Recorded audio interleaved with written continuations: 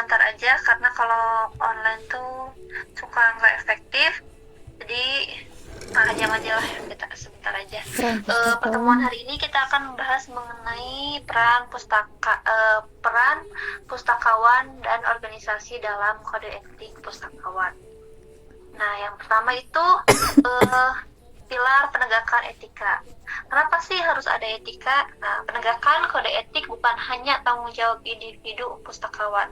Jadi sebenarnya ya, baik buruknya kita mungkin kelihatannya hanya individu aja ya, tapi itu berpengaruh pada si organisasi informasi tersebut ya, organisasi kita sama perpustakaannya. Nah, keberhasilan implementasi kode etik membutuhkan dua pilar yang saling mendukung. Yang pertama, individunya sendiri, kalian sebagai pustakawan. Yang kedua, organisasi atau perpustakaan sebagai fasilitator. Jadi, sebenarnya untuk melihat keberhasilan etika tersebut tuh kita bisa ukur dari individunya sendiri, dari pustakawan sendiri, dan organisasi. Kenapa harus dua pilar tersebut gitu ya? Karena kalau cuma salah satu doang dia nggak akan balance ya. Misalkan contohnya individunya aja nih, pustakawannya aja sebagai pelaksana agen moral di garis depan. Misalkan ibu sebagai pustakawan di tempat tersebut, ibu sudah menjalankan etika yang harus dilaksanakan, tapi sebagai organisasi itu tuh mereka tidak mendukung dengan apa yang ibu lakukan. Misalkan mereka tidak memberi fasilitas ya, fasilitas di sini tuh memperbolehkan si stafnya gitu ya, maksudnya tuh pustakawan tersebut ikut dalam organisasi pustakawan asosiasi gitu ya, atau mereka tidak mendukung kegiatan lainnya gitu. Jadi sebenarnya dua poin ini tuh antara individu dan organisasi itu sangat berperan penting terhadap etika. Jadi percuma ya kalau misalkan si individu atau pustakawan menerapkan kode etik tapi tidak ada dukungan dari organisasi informasi organisasi atau perusahaan atau misalnya perpustakaan, itu nggak akan maju. Sama halnya kayak misalkan nih perpustakaannya memberikan fasilitas, kalian boleh bergabung dengan asosiasi. Kan biasanya kalau gabung di asosiasi itu suka ada iurannya nih, sama perpustakaannya dibayarkan iuran kalian, tapi harus aktif dalam kayak misalkan kalau di organisasi itu asosiasi biasanya ada rapat, terusnya tuh nanti ada kegiatan-kegiatan lainnya gitu. Nah itu harus berperan aktif. Nah, tapi kalau si pustakawan sebagai individu sendiri dia tidak mau berperan aktif gitu ya, padahal udah difasilitasi, udah diperbolehkan untuk ikut keanggotaan, tapi dia nggak mau, itu akan tidak berjalan sebagaimana mestinya. Jadi sebenarnya untuk menegakkan etika tuh perlu dari dua sisi gitu ya, untuk melihat dua pilar tersebut. Jadi nggak bisa cuma salah satu individu aja, tapi perpustakaan tidak mendukung itu, atau perpustakaannya aja nih yang mendorongnya gitu untuk dia menerapkan kode etik, tapi si individunya kalau ada yang datang nggak ramah, terusnya tuh nggak semua pengunjung diberikan pelayanan yang sama, nah itu juga tidak akan berjalan baik gitu. Apalagi dua sisi ini tuh dua hal yang benar-benar saling berkesinambungan. Dari dua hal tersebut itu bisa diukur, oh ternyata bahwa perpustakaan tersebut tuh sudah menerapkan kode etik gitu. Jadi kalau hanya misalkan kalau untuk organisasinya aja ya, kalau organisasi kan cenderung nggak kelihatan ya apakah mereka mendukung apa enggak. Nanti kalian bisa tanyain, oh ternyata di sini tuh ada beberapa fasilitas gitu, fasilitasnya seperti apa aja yang ditawarkan untuk mereka menerapkan kode etik tersebut. Karena balik lagi ya, fasilitas yang akan ditawarkan oleh perpustakaan kepada pustakawannya itu tergantung. Kalau perpustakaannya besar mungkin bisa selain memperbolehkan tapi dibantu juga secara finansialnya, dananya ya. Kalau keanggotaan udah kalian yang penting ikut aja, nanti untuk pembayaran anggotanya dibayari jadi gratis gitu. Ada juga hanya perpustakaan yang mendukung di sini tuh kan kadang-kadang ada beberapa kegiatan yang kayak di jam-jam mereka bekerja gitu. Nah otomatis kan harus ada izin dari kepala perpustakaannya bahwa dia mengikuti kegiatan yang diadakan oleh asosiasi ikatan perpustakaan gitu untuk keperluan apa. Jadi sebenarnya perlu ya ada dukungan kuat dari organisasi juga gitu. Organisasi di sini tuh maksudnya perpustakaan ya, karena nggak semua perpustakaan tuh mendukung pustakawannya untuk berkembang gitu. Ada yang jadi sebenarnya perpustakaan tuh dia akan berkembang atau tidaknya dilihat dari kepala, karena kepala tuh mereka yang banyak mengambil keputusan. Oh ternyata kepala perpustakaannya backgroundnya perpustakaan, dari pustakawan gitu ya. Oh berarti mengerti apa yang harus dilakukan step by stepnya gitu. Misalkan kalau kepala perpustakaannya mereka beliau lulusan IT gitu ya, berarti otomatis hanya mengerti di bagian sistemnya aja ya, berarti lebih ke mungkin fokusnya memperbaiki sistem yang mereka miliki, maksud open access kan biasanya kalau di perpustakaan tuh pakai slim atau enlist gitu. Oh kita buat sendiri nih gitu, kita buat sendiri database-nya gitu dengan seperti apa, tapi mereka tidak menambah koleksi. Jadi kadang-kadang kepala perpustakaan tuh untuk membuat sebuah kegiatan tuh dilihat dari dia backgroundnya dari mana. Harusnya kan tidak seperti itu ya, tapi kebanyakan seperti itu. Baiknya kepala perpustakaan tuh emang yang alumni jurusan perpustakaan juga, jadi biar lebih balance antara misalkan kayak tadi ya, karena beliau tersebut lulusan teknik informatika, otomatis concernnya di ini ya, maksudnya di teknologinya, tapi tidak menambah koleksi buku. Sedangkan kan kebanyakan orang datang ke perpustakaan tuh selain database-nya udah bagus ya, mereka juga pasti memerlukan buku. Nah buku tersebut update apa enggak gitu ya. Kalau misalkan nggak update berarti perlu ditambah lagi koleksinya, itu sangat berpengaruh. Nah selain itu, yang pertama, peran pustakawan. Ini yang tadi ya Ibu bilang sebagai individu. Yang pertama, kita harus memahami dan mengintegrasikan. Memahami dan mengintegrasikan di sini, memahami dan menginternalisasi di sini adalah tidak hanya tahu, tapi benar memahami nilai di balik setiap poin kode etik. Jadi kan udah Ibu bahas kemarin ya, di dalam kode etik tuh ada beberapa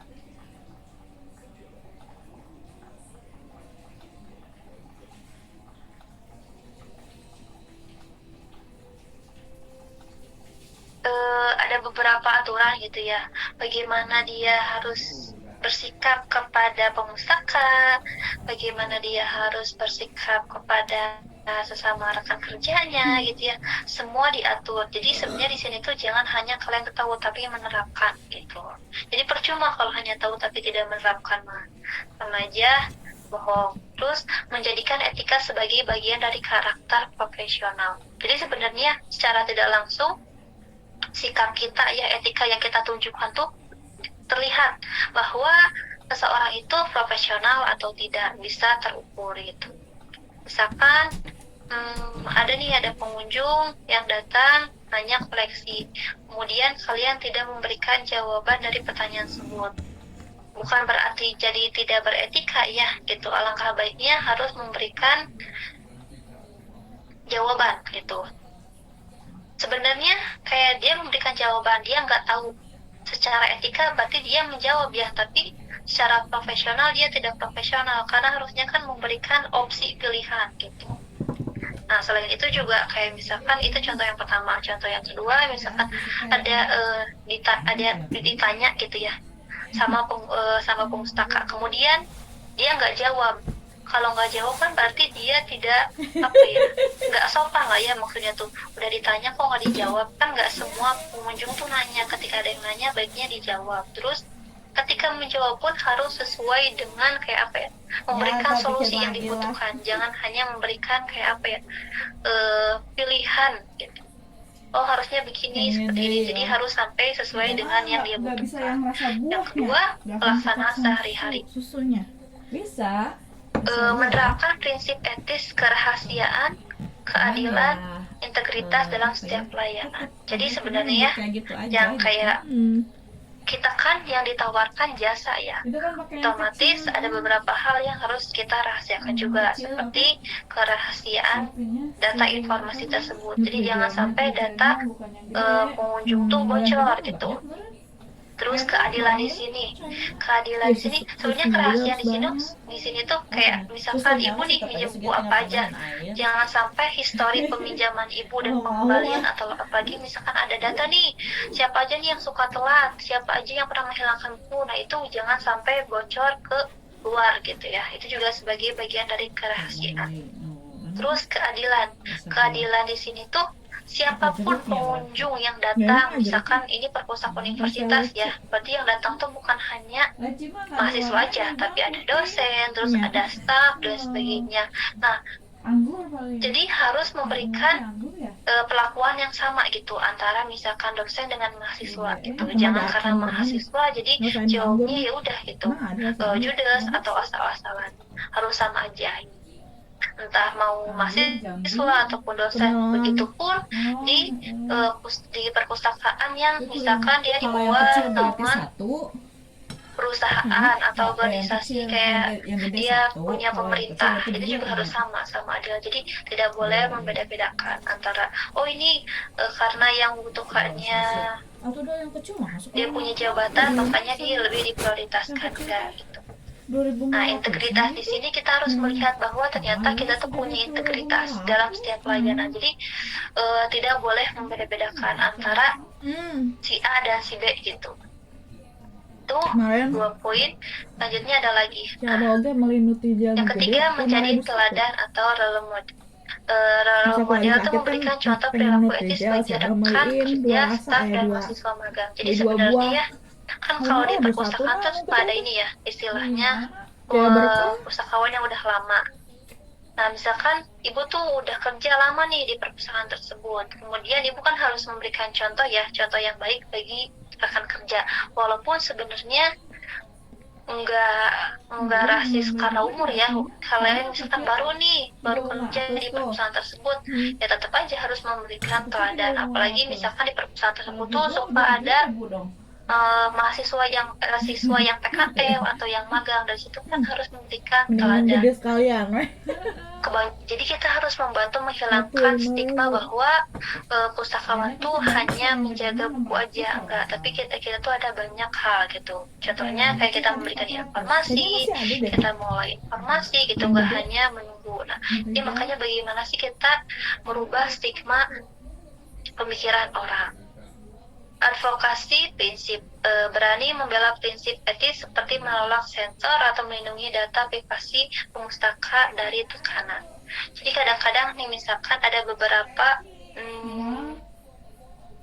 pengunjung misalkan yang pengen tahu nih mengenai informasi pemustaka lainnya. Nah, kan ada beberapa hal data yang harus kita privasi. Jadi kan misalkan ada nih yang mau penelitian di perpustakaan mengenai informasi yang pengunjung. Nah, itu kita ada beberapa hal yang perlu kita tolak. Mungkin kita hanya memberikan kayak jumlahnya, untuk detail kayak nama, identitas, dan sebagainya itu tidak diberikan. Jadi ada beberapa prinsip yang nggak boleh bocorkan data tersebut.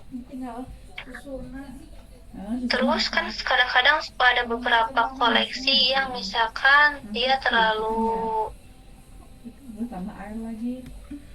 Kan itu airnya berapa? 700. Ini ya, kayak kontroversi gitu misalnya koleksinya. Nah, kita sebenarnya bisa jadi gini nih, kan orang yang nanya ke pustakawan kan biasanya kadang-kadang macam-macam ya. Nah, misalkan sekiranya itu agak kurang etis gitu ya, misalkan dia membutuhkan informasi apa, kita bisa menolak untuk menjawab pertanyaan. Nah, itu peran individu dari si pustakawan tersebut. Nah, selain kayak tadi ya dari individu sendiri, ada dari organisasi. Bagaimana sih organisasi di sini tuh? Organisasi memberikan sosialisasi atau pelatihan. Nah, memberikan semua staf, memastikan semua staf, terutama yang baru, mendapatkan pelatihan dan pemahaman yang jelas tentang kode etik. Jadi sebenarnya sebelum pustakawan masuk ke perpustakaan, biasanya kan suka ada pelatihan dulu nih, apa yang harus mereka lakukan, terus mereka melakukannya apa aja yang boleh dan enggak. Itu kan biasanya suka ada tuh pelatihan di awal, sekalian melakukan sosialisasi gitu, sebagai pengenalan bahwa ada pustakawan baru nih ditempatkan di bagian apa gitu. Karena kalau tidak melakukan sosialisasi atau pelatihan, pada hakikatnya setiap perpustakaan itu kan mereka pasti punya karakteristik sendiri ya, terlepas bagaimana cara misalnya sama-sama menginput data, tapi si komponennya tuh pasti beda-beda gitu formatnya. Mungkin kalau di tempat sebelumnya mereka kan belum punya database sendiri, makanya mereka pakai Slim gitu, makanya sehingga semua data atau informasi mengenai buku Yang langsung harusnya diinput tuh sama ke Slim gitu. 400 Tapi kalau gimana sih kalau kecil teh Slimnya harusnya error, 400 mereka punya mili. backupan lagi enggak gitu. Tapi tadi susunya Itu 4 sebenarnya harus teh dipasti ya, jadi semua tempat 500 tuh beda-beda ya. mili Misalnya ada tempat yang lain dia Hmm. udah punya database sendiri Apa sehingga sih semua pakai drama informasinya langsung doang? dimasukkan ke database Mungkin dia sendiri. agak Jadi luput rasanya untuk teh. kalau Slim sama Inggris kan Tambahin lebih 300 cenderung agak sering 200 error ya. kan Kalau 300 bikin satu database mili ya. sendiri mungkin kita bisa sesuaikan dengan Tapi kebutuhan. susu kental. Sama ini juga apa? Device-nya kan yang pakainya nggak banyak Berarti ya, segulanya otomatis tahun berapa? nggak akan sering 2 errornya. sendok. 2 sendok. Besok Dari situ kan Iya, kita harus segini belajar lagi, oh tambahin ternyata apa kultur ya? di 3 sendok. antara 3 sendok. perpustakaan A dan B itu beda Masih gitu ya. sekental manis Entah ya? dari penyimpanan informasinya atau katalognya dan sebagainya, atau database yang mereka gunakan seperti apa. Itu harus kita pelajari. Pada hakikatnya setiap lembaga informasi tersebut punya karakteristik. Mereka lebih kulturnya yang kemana, seperti apa. Kita harus pelajari di awal. Yang kedua, menciptakan kebijakan pendukung. Nah, membuat aturan atau SOP internal yang sejalan dengan kode etik. Biasanya di semua bagian, nggak cuma di perpustakaan dong ya, mereka pasti bikin SOP, standar SOP. Orang HP di Misalkan dalam situ. masuk ke jam Deket tisu. kerjanya jam berapa, terus nyantum Nyari sinyal. Dia kalau naruh di meja jadi prosedurnya putus-putus yang suara harus sinyal. mereka lakukan. Kan Misalkan sambil kalau aku di rekam bagian suaranya. pengadaan Nice. pendataan Jadi, si kayak data Iyalah. buku, mereka akan melakukan apa aja, Teman-temannya itu udah harus pada jelas oke, biasanya SOP-nya. harus on cam. Kalau gitu. tidak ada kejelasan SOP, semua akan kacau gitu ya, nggak ada prosedurnya, jadi takutnya kayak tumpang tindih. Oh ini Bagus sih bagian A pinky. mengerjakan yang hampir serupa sama bagian B, jadi Aku kayak lebih cocoknya warna pekerjaan yang pink sama sih, tapi dilakukan oleh dua Oh, bagian orange. gitu kan. Harusnya dengan adanya SOP ini, SOP internal di sini udah sesuai. Nah itu harus sejalan juga sama Nah, kode aku etiknya dari ya. SMA Misalkan kenal make up teh. di kode etiknya ada mengatur bagaimana Yang cara mama mereka bedak itu. berbicara Mama dengan bedak. sesama Bedak rekan mas profesinya, doang. entah Yang itu yang kue seumuran, yang agak entah itu buat yang nutupin lebih bekas jerawat. Tapi aku kan belum dewasa ngerti gitu, yang lebih tua apa-apa. dibandingkan umurnya, atau dia yang lebih muda. Misalkan Kecil tidak boleh banget buat foto-foto berbicara dulu. kasar dan sebagainya gitu ya. Kadang-kadang kan mungkin ada beberapa kalimat yang candaan gitu, tapi di situ kan ada juga yang menyinggung. Makanya harus buatlah SOP sendiri yang berhubungan dengan etika. Contohnya Baru aku tuh kebijakan kenal perlindungan make data up tuh semester perpustakaan, 2 data kuliah. pemustaka yang kuat. Nah salah satunya kayak yang tadi ibu bilang ya, misalkan ibu nih mau penelitian di UIN, karena nah, ibu minta data-data tentang pemustaka, tapi bukan berarti mereka langsung akan menyerahkan semua data tentang identitas pemustakanya ya.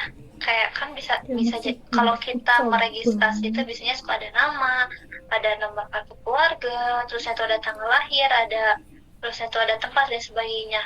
Nah mungkin harusnya tapi ya lumayan aneh itu tuh banget tidak di-sharekan pakai ke yang berwarna orang dikit di gitu. bibir. Misal walaupun Nah, ibu resmi ya gitu, karena untuk karena kepentingan mukanya penelitian, sih tapi tidak boleh semuanya belum jelas masuk karena sekolah. ada Jadi, pelanggarannya juga. pakai Baiknya yang data berwarna dikit informasi di bibir tersebut tuh. kayak disamakan. Misalnya tuh, kalau penelitian tuh misalkan Masih narasumbernya kayak siapa Biasa sih.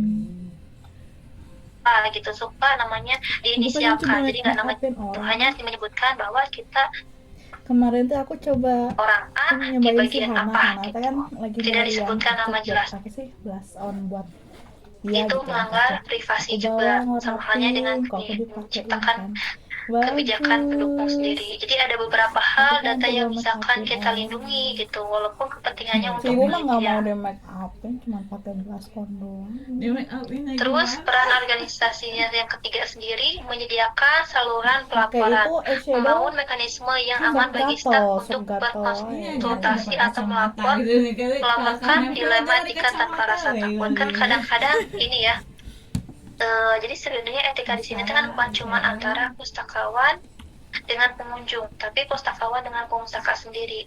Nah kadang-kadang kita tuh suka ada dilema, bahwa pustakawan tersebut tuh senior ya gitu, sehingga memberikan job desk ke kita tuh lebih banyak. Padahal kan sebenarnya yang kita kerja, yang beliau berikan itu kan bukan job desk kalian ya, berarti itu kan sudah membebani kalian yang bukan pekerjaan kalian gitu. Sebenarnya setiap divisi udah punya bagian-bagian tersendiri karena orang tersebut senior gitu, sehingga membebankan kepada kalian. Nah di sini tuh harusnya ada penyedia saluran pelapor sendiri. Jadi untuk gimana sih biar tetap nyaman di tempat kerja tersebut. Gak bisa dipungkiri ya, banyak orang yang resign karena tidak nyaman dengan sesama rekan kerjanya gitu. Nah di sini sendiri bagaimana sih menciptakan rasa aman tersebut gitu ya, dengan cara kayak misalkan kadang-kadang kan kalau mau ngelapor takut ya, namanya juga bisa kan junior kan emang semua kayak gitu ya, dibebani banyak tugas, tapi ini terlalu over gitu ya. Nah, sehingga gimana pengen melaporkan tapi tidak jadi permasalahan. Nah, harusnya kan ada dibuatlah solusinya, misalkan cara melapornya pakai inisial gitu ya, jadi tidak nggak ketahuan nih siapa yang melapor, tapi dijelaskan bahwa dia melaporkan siapanya gitu orangnya. Ternyata si B ini terlalu banyak memberikan pekerjaan yang bukan job desk kepada orang lain. Nah tapi nama yang menulisnya disamakan, jadi harus ada hal tersebut. Yang keempat, memberikan perlindungan secara aktif, mendukung dan membela pustakawan yang menjalani tugas sesuai kode etik ketika menghadapi konflik. Jadi kadang-kadang ya, misalkan kayak tadi yang ibu bilang, karena junior sebenarnya sehingga dibebani pekerjaan yang banyak ya oleh seniornya. Nah kalau sedangkan tidak boleh ya, bagaimana sih memberikan perlindungannya dengan cara misalkan memberikan mediasi. Nah mediasi di sini tuh kayak harusnya langsung memisahkan antara tugas, bahwa ini tuh tidak boleh dikerjakan oleh juniornya, walaupun bagian katanya ini gak apa-apa untuk belajar biar tahu, tapi kan itu seperti kayak apa ya, terlalu membebankan gitu. Padahal kan setiap orang punya job desk-nya, terus dia ngapain gitu ya, kerjaannya dikasih ke junior. Jadi harusnya bagaimana cara menangani konflik tersebut. Banyak yang merasa yang sekarang tuh ya, orang kenapa banyak resign ya karena itu mereka tidak merasa nyaman dengan lingkungan kerja mereka, padahal secara potensi mereka sudah sangat bagus gitu ya, sangat profesional, tapi karena lingkungannya tidak nyaman. Apalagi sekarang kan generasi kalian tuh banyak yang mental health, jadi dikit-dikit ada rekan kerja yang sangat mengganggu, ini kayaknya mending resign deh, mending cari tempat kerja yang lain, langsung resign gitu, tanpa ada pertimbangan yang lainnya. Makanya sebagai institusi atau organisasi atau perpustakaan sendiri, kita harus membuat aturan-aturan gimana biar pustakawan atau staf di sana tetap merasa betah dan aman. 28 Juli 2026. Karena nggak mungkin ya perpustakaan gitu ya Isi mau dipakai buat pustakawan gitu. Si Ayas pakai. Perpustakaannya tidak akan tiap berjalan. hari gitu. Nah, Dapat sesuai teh. Kunci keberhasilan di sini adalah peran individu dan organisasi tidak dapat dipisahkan. Yang seperti tadi ibu bilang ya, peran antara pustakawan dengan organisasi itu sangat mendukung. Jadi nggak bisa nih kalau hanya pustakawan doang yang menerapkan kode etik biar dia terlihat lebih profesional, tapi di perpustakaannya sendiri tidak mendukung, itu tidak akan jalan. Khusus susu yang buat Pustakawan etis tanpa dukungan organisasi akan sulit, frustasi dan rawan konflik. Jadi harusnya ada dukungan dari organisasi juga.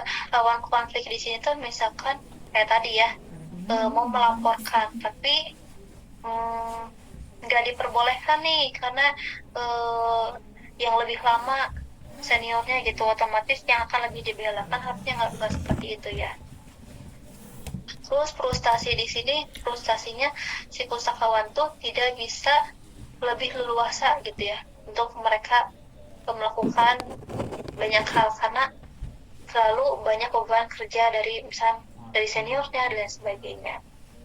Atau frustasi di sini tuh ada beberapa senior yang tidak melakukan pekerjaannya sehingga Misal aku berangkat dia jam lebih banyak. Kayak 10, misalkan bagian jam layanan nih, 10. harusnya kan yang melayani Pulang pemustaka jam di layanan nggak tahu referensi tah, itu jam 2 4 orang kan. nih.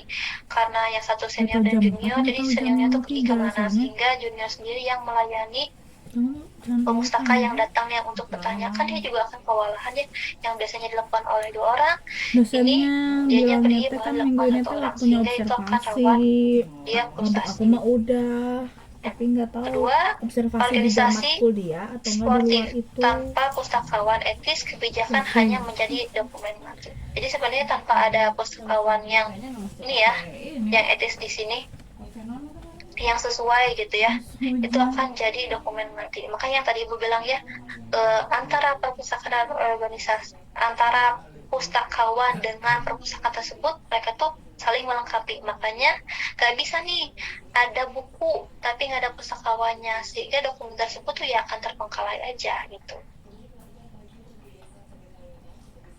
Nah, idealnya antara pustakawan yang proaktif dengan organisasi yang sportif akan menghasilkan budaya etika yang kuat dan layanan prima. Jadi baiknya punya kultur kerja yang sportif ya, sehingga kita pun kerjanya lebih asik ya. Jadi kadang-kadang ada beberapa perpustakaan atau organisasi dia punya kultur kerjanya yang terlalu senioritas dan junioritas ya. Jadi kayak senior tuh kelihatan banget nih, sehingga otomatis kan itu akan membuat budaya kerjanya nggak bagus juga ya. Kalau budaya kerjanya nggak bagus, otomatis layanan yang akan diberikan oleh si antara pustakawan ke pemustaka tuh nggak akan prima ya, karena dia juga merasa tertekan bekerja di tempat tersebut. Makanya ketika dia merasa tertekan terus tidak bisa meluapkan emosinya, jadi ketika ada pemustaka yang datang tiba-tiba emosi gitu, padahal kan si pustakawan hanya nanya seperti biasa. Karena dia tidak merasa nyaman dengan lingkungan kerjanya yang terlalu banyak tekanan sehingga dia sensitif.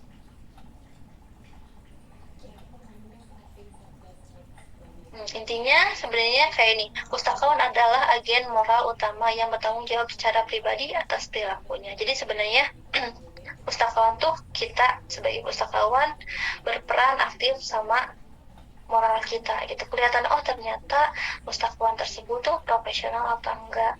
Oh ternyata di lembaga tersebut, di perpustakaan tersebut tuh semua pustakawannya profesional nih. Dilihat dari cara mereka menjawabnya ya, misalkan cara menjawabnya sesuai dengan informasinya yang diberikan sesuai dengan kebutuhan pemustakanya, terus jawabnya juga ramah, nggak judes. Yang kedua, organisasi atau perpustakaan memiliki tanggung jawab vital untuk menciptakan lingkungan, kebijakan, dan sistem pendukung agar kode etik dapat ditegakkan. Jadi sebenarnya kan kode etik tuh banyak ya, banyak macam-macamnya. Semua profesi mereka pasti punya kode etiknya sendiri. Nah, kode etik yang akan perpustakaan buat tuh harus sesuai dengan kode etik yang ada di profesi pustakawan ya. Walaupun nggak semua yang bekerja di perpustakaan tuh backgroundnya pustakawan gitu, tapi secara garis besar kita harus merujuk aturan tersebut dari kode etik pustakawan sehingga lebih mudah untuk ditegakkan, karena kan mayoritas yang kerja di perpustakaan tuh pustakawan. Mungkin yang lainnya sebagai hanya pendukung ya gitu. Nggak memungkiri di perpustakaan tuh ada bagian staff IT, karena kan biasanya di setiap perusahaan punya database-nya sendiri. Ketika database error atau pengen melakukan maintenance, maka orang IT lah yang akan melakukan. Terus misalkan perpustakaan membuat websitenya sendiri, nah kita kan hanya merancang konsepnya aja ya, karena kita yang tahu oh perlu apa aja nih di dalam website tersebut. Nah kemudian yang melakukan eksekusikannya orang IT. Jadi dari garis besar kita mengambil beberapa aturan yang sesuai dengan kode etik pustakawan.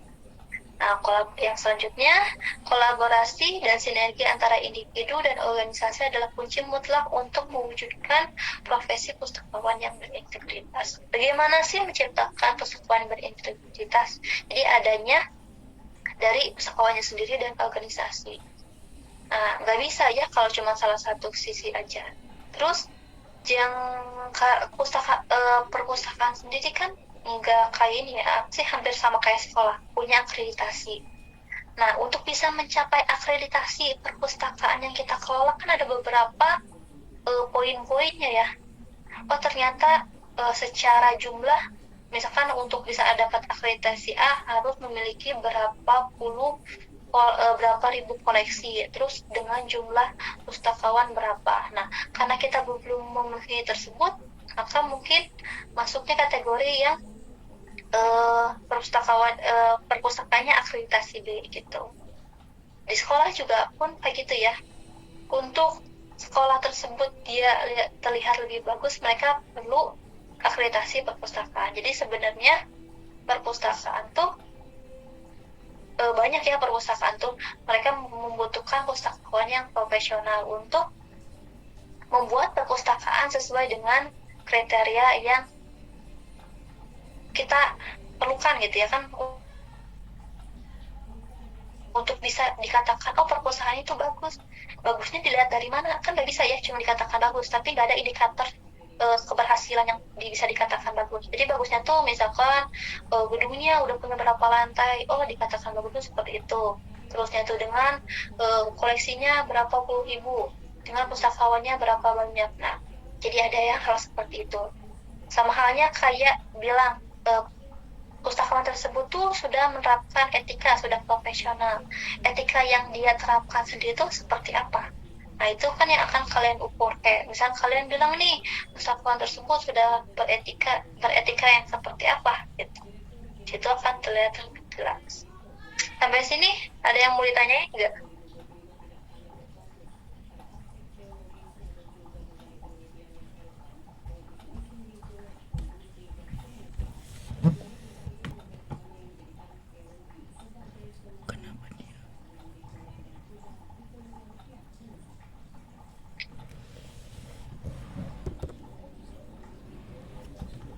Ada yang mau nanya nggak?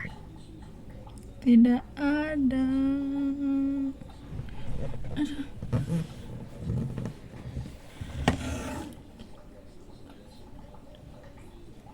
Nggak ada. Kalau nggak ada, Ibu cukupkan sekian aja ya pertemuan hari ini. Minggu depan kita seperti biasa lagi.